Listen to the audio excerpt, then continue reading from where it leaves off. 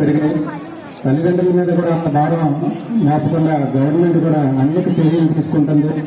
School books కానీ లేదా uniforms కానీ వారికి అమౌంట్ తల్లి వందనాన్ని ఇవ్వడం కానీ అంటే పిల్లల్ని బాగా చదివించాలనే దృక్పథంతో దయచేసి ఆ యొక్క అవకాశాలన్నింటినీ కూడా మనం తల్లిదండ్రులుగా వినియోగించుకొని పిల్లల్ని ఉన్నత స్థాయికి వెళ్ళే విధంగా మనం చేయాలి.